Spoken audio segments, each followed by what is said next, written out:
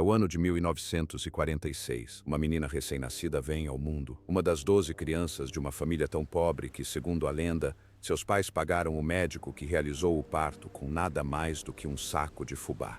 Aquela garotinha era Dolly Rebecca Parton, um nome que um dia brilharia em outdoors, teatros, telas de cinema e salas de concerto ao redor do mundo. Décadas depois, Dolly Parton não é apenas uma estrela da música country, ela é uma instituição. Ela vendeu mais de 100 milhões de discos em todo o mundo, acumulou 11 prêmios Grammy em quase 50 indicações, transformou Dollywood em um dos parques temáticos mais amados da América e até lançou uma instituição de caridade voltada para a alfabetização, a Imagination Library, que já enviou mais de 200 milhões de livros gratuitos para crianças. Mas por trás das perucas, dos strass e das tiradas espirituosas, Dolly levava uma vida dupla. Durante 30 anos, ela construiu uma imagem pública brilhante que todos pensavam conhecer, enquanto mantinha cuidadosamente um outro lado mais discreto, longe dos holofotes. Esse contraste, essa luta interna entre Dolly,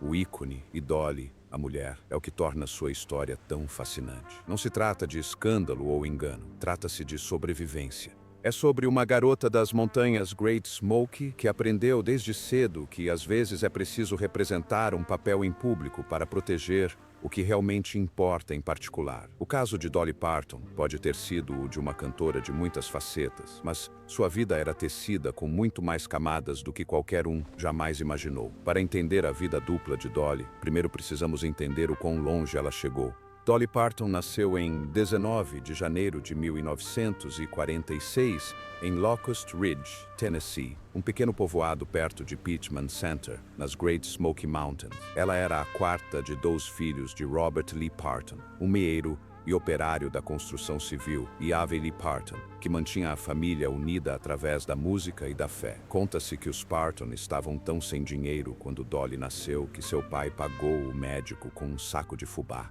A própria Dolly repetiu essa anedota, rindo ao longo dos anos, sem nunca se esquivar de suas origens humildes. A pobreza, aliás, mais tarde inspiraria algumas de suas canções mais marcantes, como Coat of Many Colors, escrita sobre o casaco de retalhos que sua mãe costurou com trapos. A vida naquela cabana de um cômodo era agitada, barulhenta e repleta de música. Ave Lee ensinou aos filhos canções folclóricas dos Apalaches, e Dolly absorveu os hinos que ouvia na igreja. Aos 10 anos, já se apresentava em rádios locais de Knoxville, e aos 13, fez sua estreia no Grand Ole Opry, apresentada por ninguém menos que Johnny Cash. Mesmo naquela época, Dolly já sabia aonde queria chegar. Ela disse certa vez, fiel à sua palavra, no mesmo dia em que se formou no ensino médio, em 1964, arrumei minhas malas e me mudei para Nashville, determinada a perseguir meu sonho. Os primeiros anos não foram fáceis. Nashville estava cheia de aspirantes a artistas, e a voz aguda e com nuances das montanhas de Dolly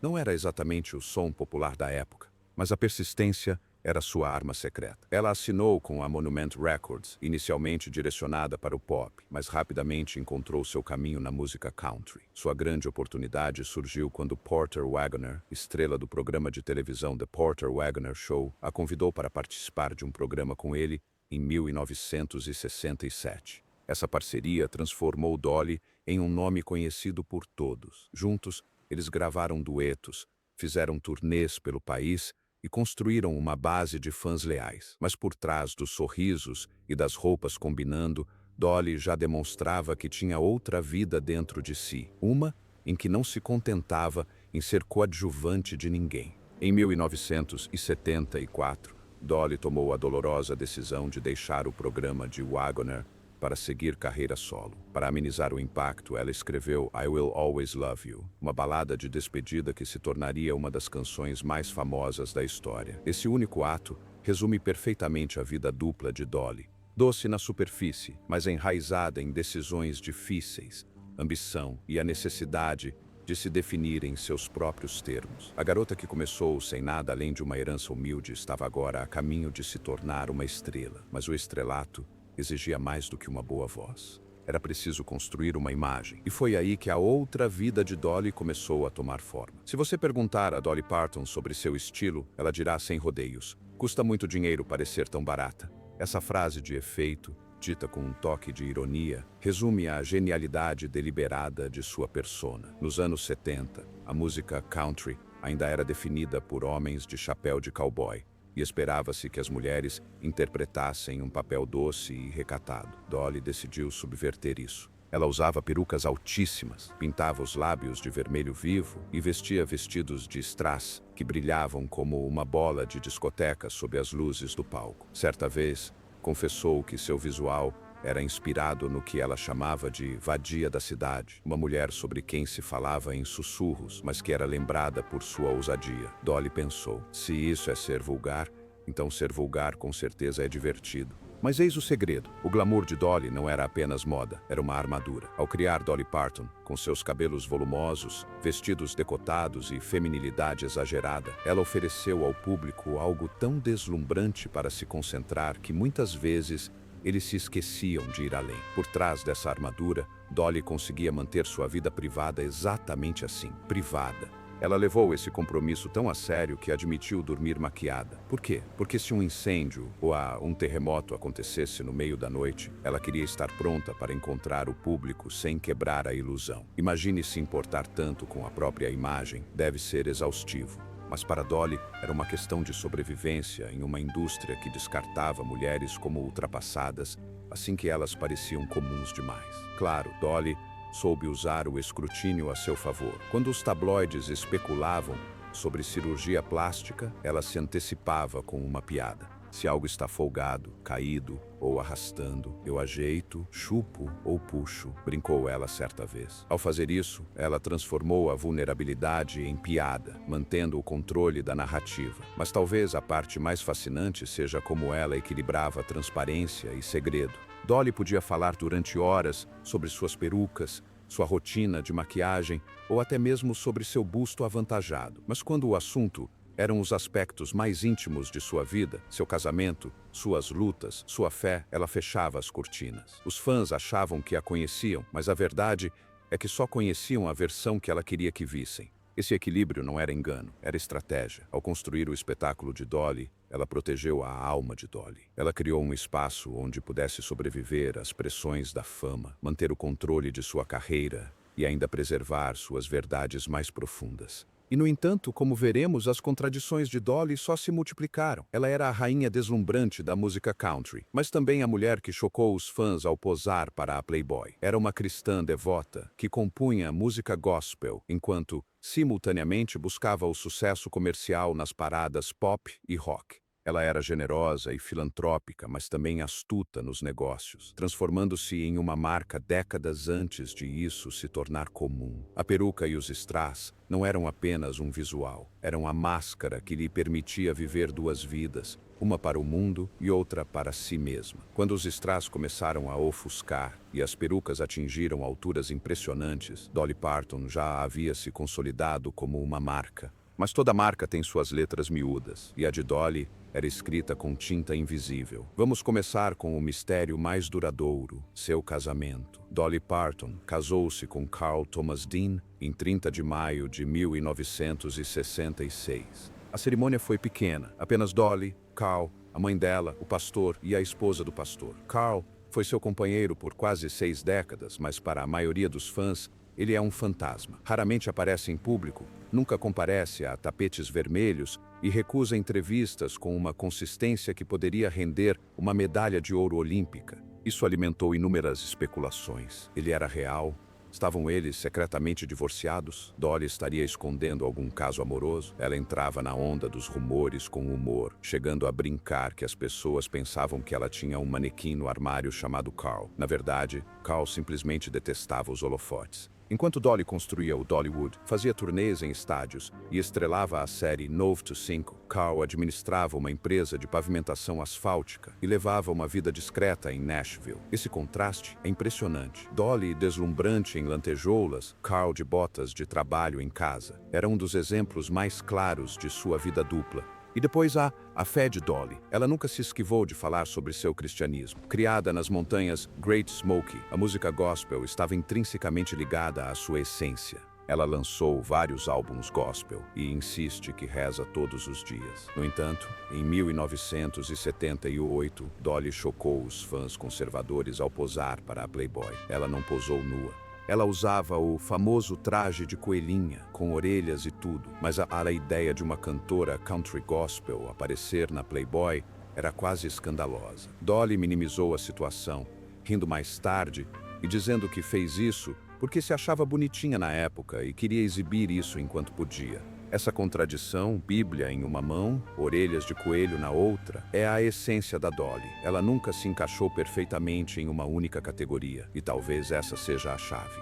A vida dupla não se tratava de esconder pecados, tratava-se de recusar ser rotulada. Sua música conta a mesma história. Lembre-se que, em uma única noite de 1973, ela escreveu duas de suas maiores canções, Jolene e I Will Always Love You, uma fala sobre ciúme e tentação. A outra, sobre uma despedida terna. A capacidade de expressar emoções tão diversas em uma única apresentação demonstra a quantidade de mundos emocionais pelos quais Dolly transitava simultaneamente. Além disso, há seu império empresarial. Os fãs veem Dollywood como um parque temático repleto de montanhas russas e pão de canela. Mas por trás das cortinas, Dolly é uma empresária astuta. Ela é dona de várias empresas sob o guarda-chuva da Dollywood, investiu em empreendimentos de mídia e construiu sua marca com precisão cirúrgica. No entanto, ela minimiza esse lado de si mesma, muitas vezes fingindo ser apenas uma garota do interior, enquanto toma decisões multimilionárias.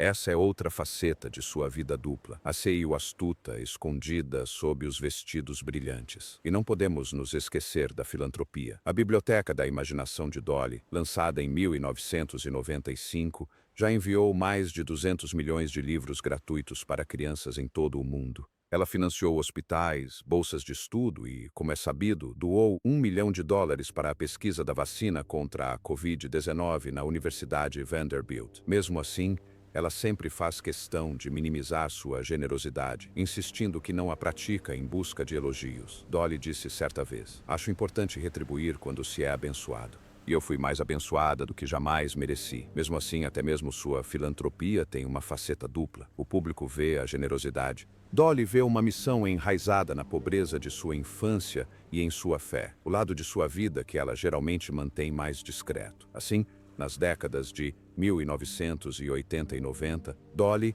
vivia em duas frentes, uma extremamente pública e outra ferozmente privada, ambas em harmonia. Mas a questão é que manter duas vidas não é fácil, o que nos leva a perguntar: por que ela se apegou a essa separação por tanto tempo? Viver duas vidas pode parecer glamuroso, mas na realidade é mais como fazer malabarismos com fogo. Dolly conseguiu isso por décadas, e os motivos vão muito além de perucas e respostas espirituosas. Primeiro, há a enorme pressão da fama. Imagine acordar todos os dias sabendo que milhões de pessoas se sentem no direito de conhecer sua história, seus segredos, suas mágoas. Dolly entendeu desde cedo que a fama pode te consumir se você não estabelecer limites. Ao criar uma versão brilhante de si mesma, ela deu aos fãs algo para se deliciarem, enquanto mantinha as partes mais sensíveis do seu coração protegidas. Era uma forma de autopreservação. Em segundo lugar, vamos falar sobre gênero. Dolly entrou na música country na década de 1960,